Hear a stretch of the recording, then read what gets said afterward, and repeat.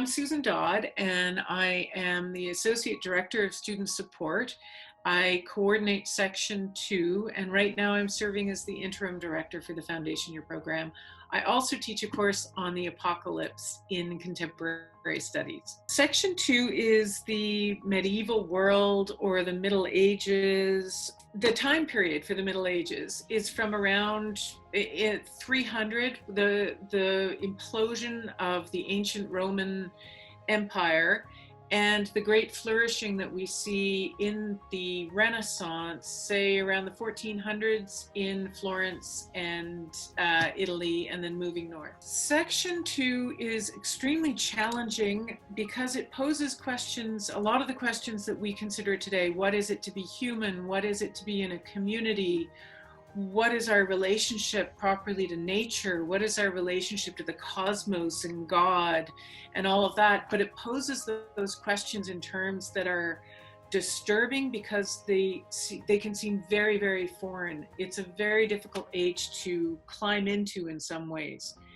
Another series of questions is, what is it to be, at first, Christian? And the whole development of the Christian era, as some people refer to it, out of the ancient world is about a question of community membership. Middle Ages are often presented as dark ages, and that's often because there are so many lapses in our knowledge about that time. So it's in a way dark to us rather than dark in themselves. It was actually a time of great splendor in many ways. One of the things that's so difficult about this era is that a lot of the language has got so much weight on it in the contemporary world that it's very hard to dig back under it to try to get a sense of what it was like in the moment. So we're trying to imagine what it was like when Christianity is still kind of the world underdog, and the ways that Christianity starts to take hold and spread is through its unusual attitude towards suffering.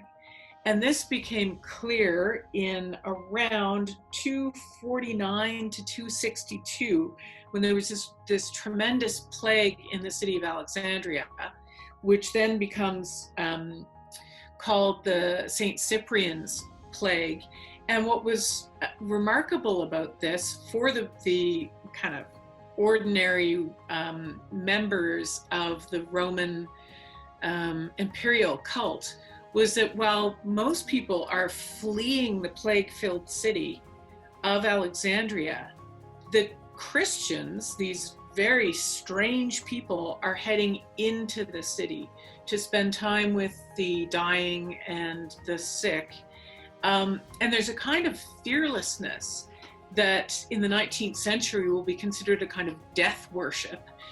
But for the Christians, they have this strange doctrine of resurrection, of rebirth, so that they can face the potential of death without fearing that their individuality is going to be annihilated. I think that it shows us both the closeness and the distance that we have with the emerging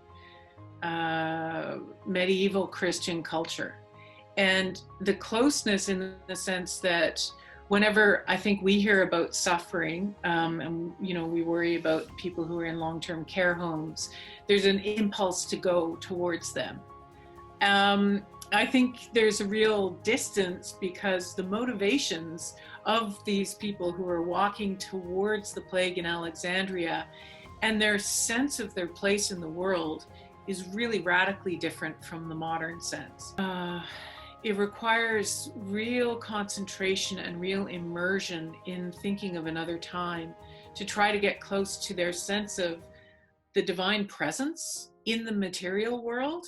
That is something that's very foreign to us, and students find it very challenging. But it's really rewarding. And it's like going on a journey into another world, but it's your world.